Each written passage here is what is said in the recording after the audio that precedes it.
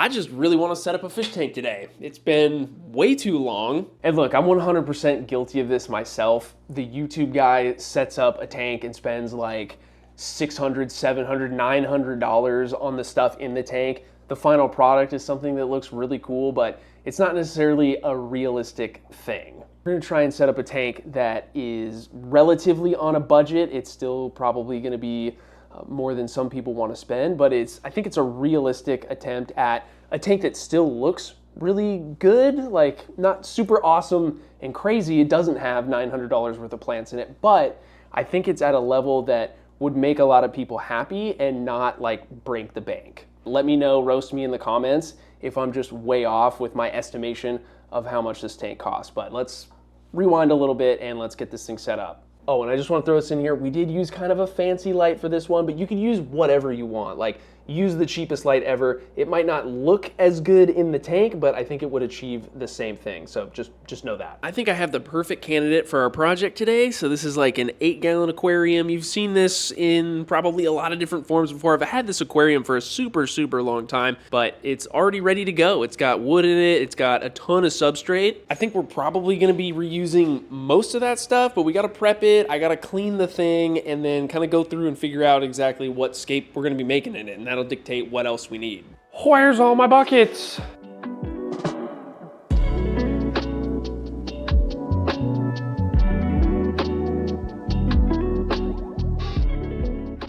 All right, so we got the tank all cleaned out, the 8-gallon cube that we're gonna be setting up here. I picked the side that is just like the least scratched. I actually think this thing's in pretty good shape for how old it is. You might think that the substrate is the first thing we're gonna be adding, but it's actually not. In this case, it's gonna be the light. And that's for a couple different reasons. One of the main ones is because I'm filming it and having a light just makes everything look way better. The other reason is because we're probably gonna have some wood poking up out of this thing. We're not gonna be using any light above, like bracketed up here like we have on the rest of the fish room, because we're working on the other side. So the side that doesn't, it's not done. Like, still have a bunch of stuff to do, but just wanted to set up a tank today. This light, because it's gonna be kind of hanging up and positioned weird, like anything that we have up out of the tank could be an issue. So having the light on there is gonna just get that part of it out of the way. If you watched the last video, you know that we picked up this Churros LED, wanted to try it out. Kind of is a fancier light. It looks like the O&F ones that I've been using for forever, but it's just this brand, and this brand is fancy and kind of newish. I don't think it's a new brand. I think they just kind of like reworked everything and now they sell fancy stuff. So we're gonna try it out. Kind of weird how this thing connects. Like, you gotta screw it into this, but it doesn't really want to screw. I don't know, maybe it does. Maybe you just have to keep going. I don't know, it's hard to get the thread in there. For a $140 light, not super stoked on that. Maybe, am I threading it the wrong way? Yeah, so this part of it, screwing it in, is kind of weird, but you just gotta send it, I think. So there we go. And then to attach it, you got this little thing, so I think you can just slip it over the cord and do it after the fact. There's also this little O-ring that you're gonna wanna put on it. I should have slipped it on first. You're gonna want to put this O-ring on here before you screw it in. So let's undo this. Hopefully, it kind of worries me. So first thing you're gonna need to do is unplug your thing and then get the O-ring all the way down the cord, super annoyingly, all the way up to the bar. And then that way the little bracket thing can sit on it and it'll hold it.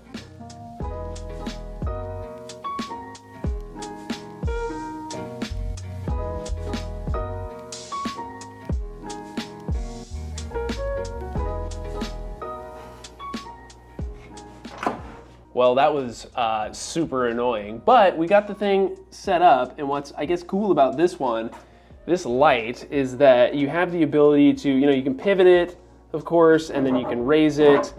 These little rubber things kind of suck, so it might be hard to tell from this angle, but it's not perfectly level, so the higher you go, the harder it is. You're gonna have to do a little bit of a balancing act to get it perfectly perfect. But what's cool about this one is that you can also turn it this way. So then, you have this really long light. You have a little bit more flexibility with these compared to like the O&F ones, which I think is cool. So you can also just flip it, like, boom, and hit it however you want. But with that much weight, like, if you're trying to have it up high with just these little rubber things, you're looking at not a perfectly level light, which is not cool in my opinion. So you'd have to get a little creative. You could wedge some things in there. I've had to do that with the O and F ones in the past when I was trying to have them up really high. But with this tank, you know, we don't need the light up super high, I don't think. So we're just gonna kind of find a sort of a sweet spot here, and we'll go with that. I guess there's an app too for this thing, so we can modulate the colors. I'm not gonna bore you with that. It's already been way too much light setting up content that probably nobody wanted to see. So now that the light is done, we can move on to the substrate. And putting things in this tank is gonna be a little bit, not super difficult, but kind of different for me because we have this top shelf. I mean,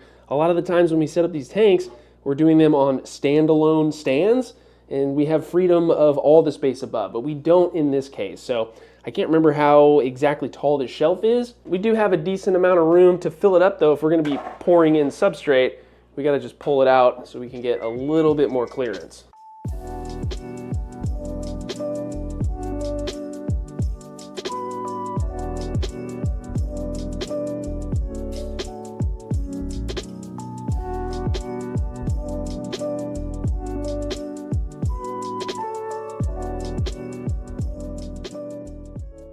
Substrate is just brown. I think it's it has to be contra soil. We have bags of it behind me, but we're gonna be just trying to reuse as much stuff as possible.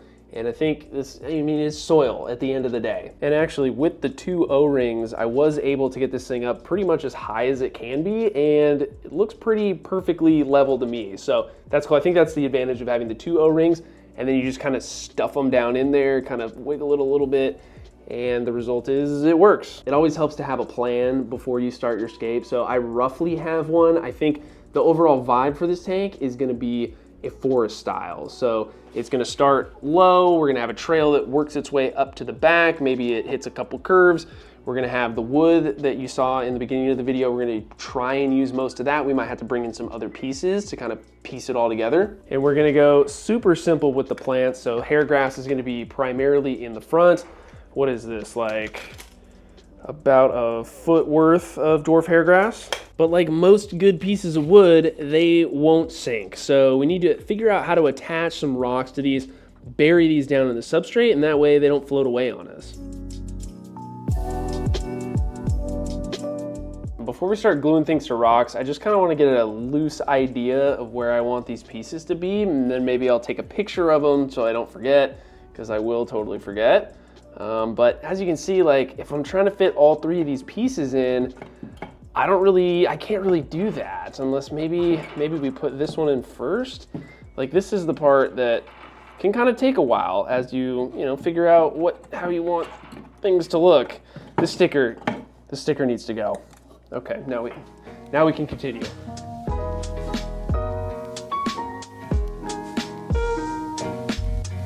Executive decision, we need to cut this branch off.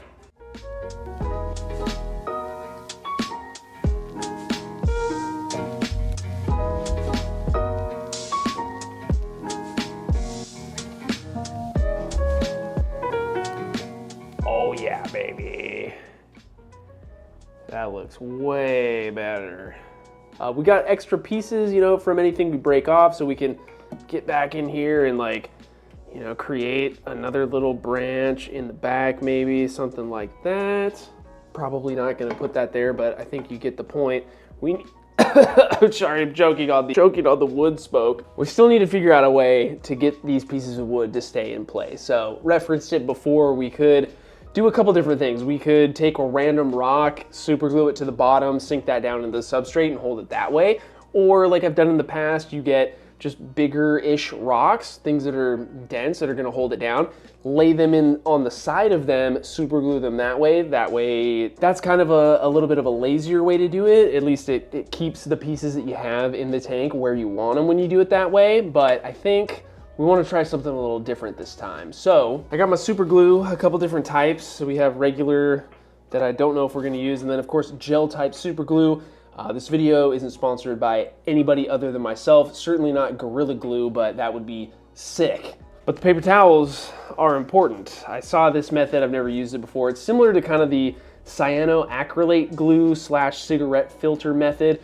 You don't have to do that. It helps to bond things that aren't, you know, necessarily like easy surfaces. So space in between, having something like paper towel or cigarette filter is pretty handy. You don't have to do that. I've done a lot of scapes where, you know, we're just dumping a ton of gel type super glue in and then eventually it holds. But if you're trying to make something pretty permanent and relatively quickly, then I think this is gonna help us out, but we'll see. We'll try it out. Then we need something, we need like a rock. Like these wet lava rocks should be heavy enough, I think. I mean, they are full of water, and will they stick to the paper towel / super glue? I think they will. I guess technically you don't know until you try. So I'm gonna take what I think is a piece that will sit in there in the substrate. So you can see like with this, there's gaps there, there's few points touching. So if you were to just use super glue, even the gel type, it's gonna be kind of tricky. So I'm just gonna break off like, not a ton of this paper towel, but enough of it to kind of ball it up. I'm gonna put it right here. I'll put some super glue on this in a second. And then hopefully that'll get everything to stick together. I don't know, let's just see if this works. I think for this, it's gonna be easier if we just use the regular super glue, because that way we can just drizzle it in there. I'm curious to see if this works. We can tear off all these extra shreds if we need to, but let's see, let's get a bunch of it down here. Put some on the rock first, and then we're just gonna dump a bunch on there. Press it on. I can see it's kind of squirting all over the place, and then we're just going to take some extra here, kind of put it in the gaps.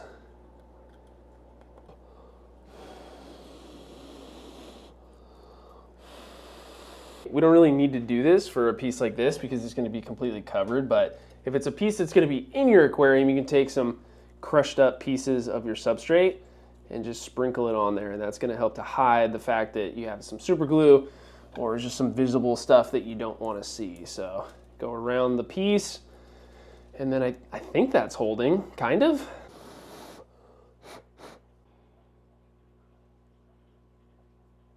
Yeah, okay, so that's on there pretty good. I mean, it's not completely cured, but I think, I mean, safe to put it in. Which way did I have it? Other way.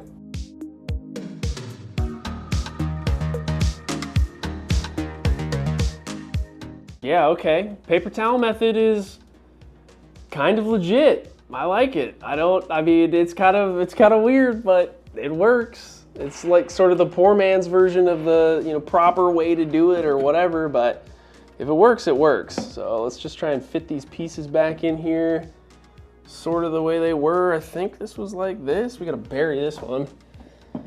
I don't know, I gotta be careful because again, it's not like completely set, but close enough. Did I have it like this? How did I have this thing? B-roll, B-roll, B-roll, B-roll, B-roll, B-roll.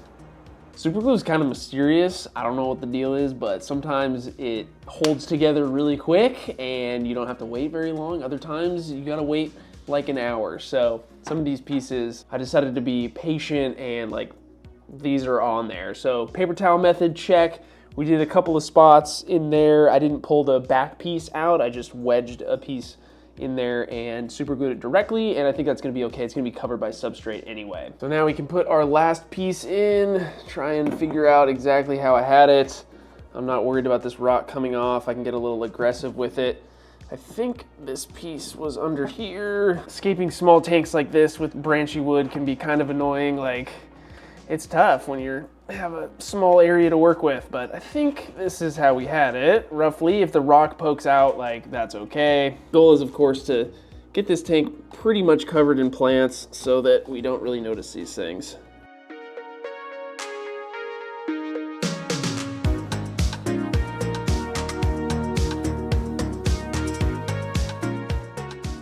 Now that we have most of the hardscape figured out, we want to now get the tank wet. So I'm gonna just take straight hose water. Hopefully you can hear me over this, but we're just gonna spray it down nice and gently because this stuff is gonna compact. We don't want things to shift too much, but as we fill the tank up, like get it completely submerged, we have some pretty high slopes here, like those could dip down on us. And so we just want to see what we're working with here. I'm not going to fill the tank up completely, but we are going to get the substrate pretty soaked. As we get it more and more full, that middle part is going to slide in. Like, it's not going to stay perfect because we didn't use any supports or anything, and that's just how it's going to be. So we've been able to maintain a little bit of a slope here, but in the back that kind of fell down a little bit. It's obviously really cloudy. I didn't pre-wash the substrate. I just figured it had been washed at some point in the past, but you know, a couple water changes once we fill it up, and it'll look brand new. This is kind of annoying to start planting in, but that's basically where we're at. For plants on this scape, we're gonna go super simple. So we have that hair grass. I'm gonna use probably all 4 of those cups. And then I have an idea for the back. We're gonna use some taller stuff. I can't actually remember what the stuff is called, but it's kind of like a jungle val plant. And then beyond that, you know, it would be nice to have a few other accessory plants to pop in here. I think up on the wood, we could do a few different things. We could do, moss. That's where my brain goes immediately. But with a scape like this, when you put moss up higher, closer to the light, and you're then trying to grow a plant lower than that, the hair grass, things can get a little dicey. So we're gonna try and avoid that this time, but I think we are still gonna do a little bit of a ballet dance as far as light and which plants we're trying to grow. I'll explain a little bit more on that in a second, but let's get this hair grass planted. We got our 1 foot of hair grass, 4 cups. I mean, each one of these, they're gonna run you 10 to 12 bucks, depending on where you get it from. This is Tropica brand stuff. I mean, it's super healthy, it's super cool. And something that's kind of nice about these tissue cultures, and I think probably all tissue cultures these days, I remember back in my day when tissue cultures first came out, they were in that really annoying gel. Let me know if you know what I'm talking about down in the comments. I'm sure probably some of them still do come like that, but these, you don't have to take them to the sink. You don't have to mess around with pulling roots out of gel. It's just in this nice little liquid that you can wash off or honestly just throw it right in the tank. We got these tissue cultures when we got the light when we were at Pisces at the local fish store, but I mean, hair grass, you can pretty much find it anywhere. You get a boost plant. I don't know if Corey sells it. Does Corey sell tissue cultures of hair grass? I don't know. I'll look and put links down below. But another place that I get this stuff is just eBay. Like, it's kind of my secret. There's some sellers that do like buy 2, get 1 free. And so, you know, if you're paying 10 bucks, that's kind of expensive. I get it, like it's a lot. So I'll just load up 8 in my cart and then you're getting like 4 more for free, right? But it really just depends what you can work in your budget. Every tank is different, everybody is different. Like, I totally get that. So hopefully this 4 cups is enough. Just looking at it right now, I think it's gonna be plenty. Just depends, like with a carpet, you know, how much do you wanna start with? The more you start with, the faster you're gonna get a carpet. Like, pretty simple. So I just break this stuff apart. I'm not super like delicate with it. You're gonna break little stems of the grass and you know, you're gonna pinch off little ones on accident, but you just go through, pull it apart, and then plant it in sprigs. If you go in and you just kind of flatten it out like this and plant it, you can do that too. Like, that's definitely a method. I just think it looks better and it kind of fills in more cohesively if you do a bunch of little plugs. So I just try and kind of make them all the same. Some bigger ones, some smaller ones, it's all good. I don't know where my tweezers are, so we're gonna try and use these weird scientific forceps. This guy's looking a little too big. We'll split him in half. Can you see this? Hopefully I can zoom in on it. Push down, kind of loosen the forceps, and then start wiggling as you pull away. Don't just pull straight out or else it'll just come with it. This angle might show it better. We'll put a big fat one back here. So we stick it in and then start to loosen, and then I'm dragging away, pulling substrate with me just so those roots stay in place, and then I can kind of back push some in there and that'll really help hold it down in place. You can go from the other side too and just kind of make sure it stays down there.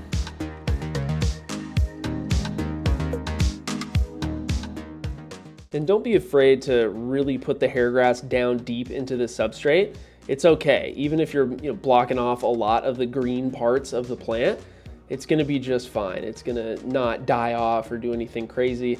It'll find its way. I'd rather have these plants down in the substrate where the roots can grow, not popping up out in a day or two and losing that time of it getting anchored in. Sometimes the forceps just get old and you gotta go old school and use your fingies.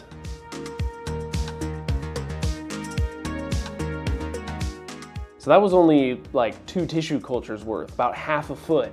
And we got pretty decent coverage throughout the tank. I left the middle open because that's where we're gonna be installing our path. We're gonna do that a little bit later.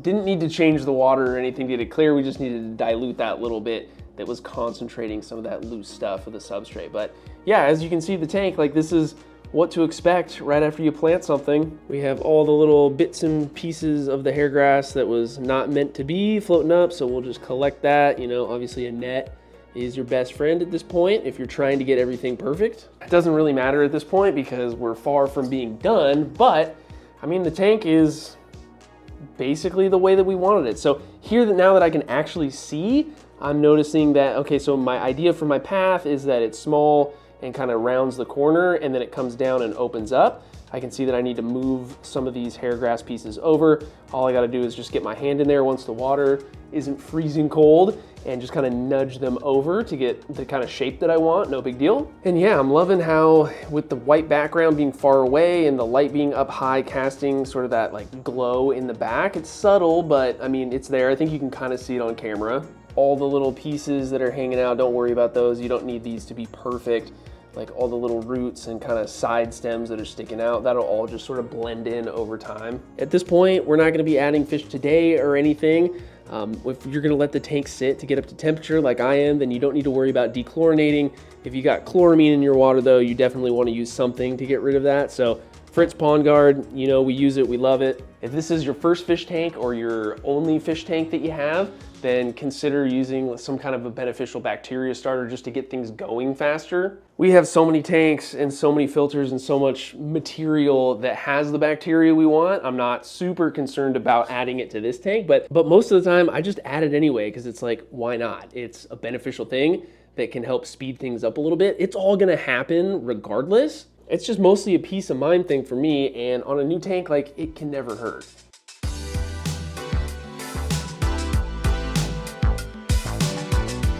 Back at the tank the next day, took a little break from it and let the water get up to temperature. So now it's 70, we can have our hand and our arm in here comfortably. Everything is pretty close. We just have to finish planting, move a few things around, add a few twigs, and then hook up the filter and we're pretty much done. But this is really where we're gonna transform the scape from kind of like basic to hopefully something that's a little bit more interesting. Because as it stands right now, I mean, our wood is the only thing that's really that entertaining or interesting about the scape, right? Like the dwarf hairgrass is just whatever. It's really gonna come together when we add in a bunch of accessory rocks and of course our plants in the background, add in a few botanicals and some other stuff like that. That's what's gonna give it most of the character, I think. Oh, and our path, of course. We can't forget about the path. Now, I already have this box of dragonstone pieces and some Sangani root that we could add, but if you're starting from fresh, you're gonna wanna just grab a dragonstone rock. Maybe you already have one. If anything, you just gotta go and pick up one like this.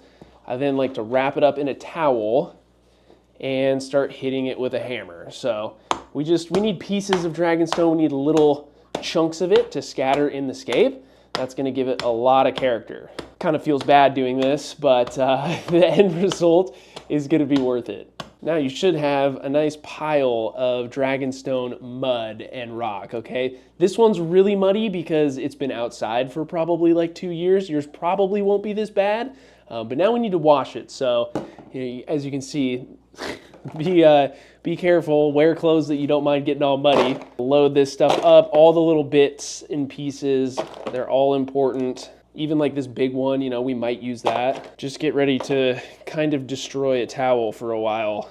And then hopefully you don't have to try and turn a camera off with these hands. I just washed these out for like a super long time, okay? And they're not perfect, but it's gonna be okay. Like you can see there's a little bit of mud still down there. It was just impossible to get. Like this stuff is never ending. But you can probably see that we have a lot of really good stuff in here. So there's the really tiny stuff, which is gonna be great for sprinkling around.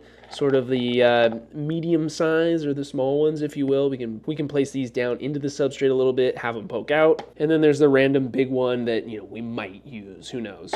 It's really this little stuff that is the most valuable and it's gonna help give us the best sense of scale and give us that look that we're trying to make. You could definitely do this part of it before you plant. I don't think it really matters. I like to do it after doing stuff like the hair grass because it just makes it, I think, in my opinion, a little bit harder to plant the hair grass when you have a bunch of little rocks around. Not that big of a deal. I don't think it really matters. But that does remind me that we should probably plant the tall stuff in the back before we do that rock stuff. So I've already collected our plants for that. They're up here in this little tub. These came from the tank inside. I just picked off as many of the kind of like averagely medium-sized ones that I think will fit okay in the back of this scape. Like this plant is gonna grow taller than we want, which kind of does make it not the ideal plant for this, but we're just using with stuff that we got that I think will look cool, and at the end of the day, I think it'll work out.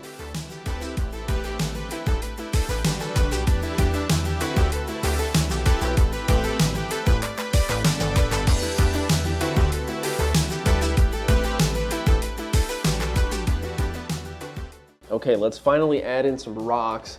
With this, I'm gonna select, I think, the big ones and then try and like outline where I want the path to be. So at least in my mind, we're gonna have the path be wide at the bottom here. It's gonna cut this way and kind of follow the hair grass and then back behind it. That should hopefully give us the illusion like there's a little bit more depth going on in the scape. I mean, we tried to do that with the pieces of wood. As I bumped that one, you can see they're still a little loose.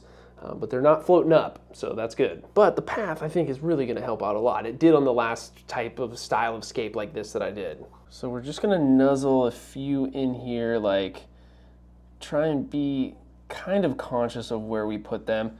A lot of little angles and things. Again, I'm remembering kind of like where the path, not remembering, but envisioning where that path is gonna be. And I think it pretty much always looks good if the rocks are close to the wood, almost like they're an extension of it. I am in no way a professional aquascaper, but I try and pick up as many little details that I can from guys that know more about it than me. Like this piece right here is a little big, so we'll probably just try and bury it to make it a little smaller. I think that might look good. And then we'll just try and work our way up the path here. So like that seems like a good natural place for a rock to be, I think. I know it's hard to see with the water being a little cloudy, but we'll get it cleared up shortly here. We'll test out the Purigen, see how good it works. I think it helps to have a little bit of a protrusion out into the middle of this path because that ended up being kind of like a straight line, which I don't think would look good. By pointing rocks out into the middle of it, it kind of creates this little like inconsistency, or you know, this what's the word I'm looking for, like it makes it look more natural and less man-made, I guess. Once I have most of those main rocks placed, then I just kind of hunt around here for the little ones and then get a nice kind of a handful of them, and then we just kind of sprinkle things around and let physics do its thing, find places for the rocks. You know, we don't need to choose everything about our scape. Sometimes you just gotta leave it to chance.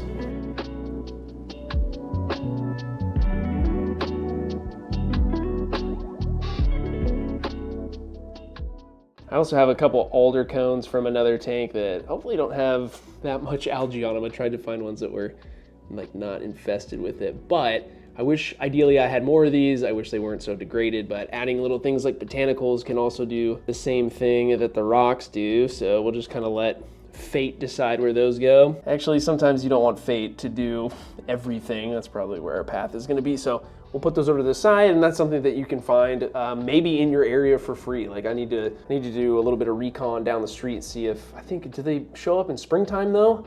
I don't know, I might have to wait a couple weeks or months, but yeah, that is kind of where we're at with the scape. I know the scape is super cloudy right now and you can't really see the vision that I see or even see what I see right now, but I think this is gonna look really good. Let's go ahead and make this path, round things off, and get our filter hooked up. So for sand time, you have a few different options. You don't wanna just put it in your hand and hold it in the tank, although I guess you could. You're gonna wanna get some kind of a device you can lower it in, and that way you don't get things extra cloudy, or you don't accidentally put things where you don't want it. So again, a few different options. You can use, like, if you have the headroom, which I don't have, you can use a funnel. If you have a big tank and you're trying to put sand, you can put a PVC pipe on the end of that funnel and you can just kind of snipe where you want to put the sand, which is pretty cool. Again, I can't do it. I think we're gonna have to resort to a tiny red Solo cup. So we're gonna fill up our sand in this guy. This is already pre-washed, I think. Just drop this thing in very slowly. This is the moment where if the sand's gonna come out, it's gonna come out, but you just lower it down to your spot, if I can remember how to use the camera, and then start putting it very carefully in the spot that you want. And look, yes, this is kind of an annoying process. It's something that we have to be careful of if we want to maintain it perfectly. Like, we are mixing two different types of substrate, but that's just how it goes when you're trying to do something like this. Like, something that you have to take care of, unfortunately. And actually, before we finish the path, I want to get some cool shots of it with the water clear. So let's hook up our filter. I think you get the gist of making the path. It's going to look cool when we're done, but for filtration on this tank, the goal is to eventually not have to use a filter, but in the meantime, because we want to use stuff like the Purigen to help protect the tank from any issues that might come up in its beginnings, we probably are going to run a filter. So, I mean, we're 100% going to run a filter. It's just picking, do we want this small little Azu or do we want this super tiny one? A lot of different ways to run a filter like this. Again, because we're trying to put this whole bag of Purigen in here for kind of overkill purposes, it makes it tough to have any room in here for the biological media. So in a perfect world, this would be basically full of just ceramic rings, and then we would put like this sponge in front of it, right? But because we're trying to do something kind of different here, I'm thinking we're just gonna make this thing look really, really dorky, kind of like that. Or if you're trying to prevent any noise coming from your filter, you can take just a little, one of these, like a pre-filter sponge. I cut it and then put it over the front of that. And so that way the water just trickles down, you don't get any noise. So, I don't know, maybe we'll try this. So yeah, mad overkill on the filter. Like, it's almost overflowing. It's so full of stuff, but it's super quiet. Like, it's not making any noise down here because we have that sponge perfectly on the end of the HOB. And yeah, we'll just have to check back in on it in a little bit and make sure that it's not overflowing over the edge or anything. But we're gonna see the difference between this and, I don't know, maybe like 4 or 5 hours. All right, I kind of cheated. I did a couple of water changes. Turns out I didn't have like 4, 5, 6 hours or an overnight to wait, guys. I gotta get this video out to you on Saturday. So this is the state of the tank. That was supposed to be a zoom. Don't worry, I also put a pre-filter sponge on our little HOB. Unfortunately, it's blue. I know that's dumb. I wish it was black, but you gotta do what you gotta do. Also, the Purigen, can you see that? Starting to turn a little brown, so it is absorbing something. It just wasn't enough in the like hour and a half that I waited to take all of that cloudiness out of the water. But hopefully we come out to the tank tomorrow and this thing looks crystal clear. But I think it's clear enough now that you can actually see kind of how this is developing. So the plants in the back, you can actually see them now. That's just gonna kind of grow over time, right? Like in theory, that everything should grow and we should not be able to see really any brown, and hopefully the only thing we see is the path. And I was thinking more about this scape, and even just putting in that little bit of sand path, it kind of looks weird and unnatural to me. But you gotta think in the future, like once everything's grown out, plan to be successful, how is this scape gonna look? I think it would look good with a sand path or without a sand path, because right, if there's no plants in that middle portion where the brown substrate is, then that would be the path. So you don't have to do this little extra step. I'm just doing this because I haven't added a sand path in a while and I thought it would be kind of fun. So just bear all that in mind.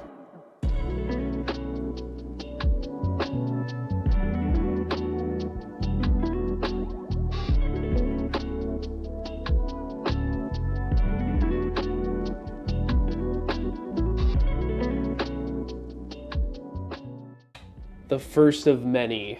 I just need to figure out all this stuff, but I mean, that's essentially the tank. Like, I mean, obviously there's still fish to add to it. We could add some fish to this. I mean, all I have right now is a metric ton of rice fish / guppies that are kind of earmarked for other things. So I don't know, I don't think we're gonna add fish to it today. We'll probably save that for another snippet of a different video.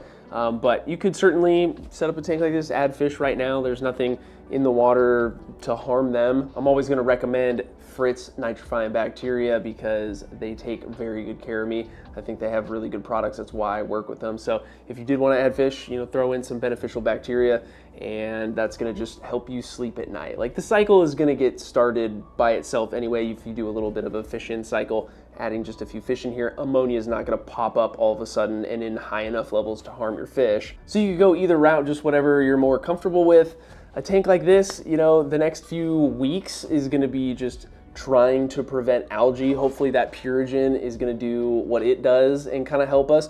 We're gonna have to figure out our lighting a little bit more. I need to go play around with the app and probably set this thing to a little bit lower. I think it's on like 100% right now, and that's just for the video so that you can see the tank really well. But we're not rocking CO2. We're not trying to get the plants to grow super fast, so we don't need the light to be on. I mean, definitely not 100%. So we'll play around with that. Maybe it's like a 50%, 35% level that still makes it look good, and also the plants have plenty of light for them to do what they need to do. We just want to prevent algae from taking over, because that is the big thing. That's the thing that's going to make you discouraged. At least that's what happens to me, is that if a tank starts to bust out in a bunch of algae, I do the things that I think will solve the problem. It kind of, but doesn't really solve the problem. That's the fastest ticket for me to want to jump ship on a tank. And we don't want to do that, even though, you know, this was one that we didn't dump like $900 worth of plants and stuff into. So again, I think I prefaced this whole video with like, roast me in the comments if I'm way too out of touch, but 2 tissue cultures of hair grass, 20 bucks. The wood, probably 20, 30 bucks, call it 20. The amount of substrate we used, probably another 20, 25 bucks. We'll just call that 60. The hang on back filter is like a $12, $15 one. Let's just call that another 20 bucks, okay?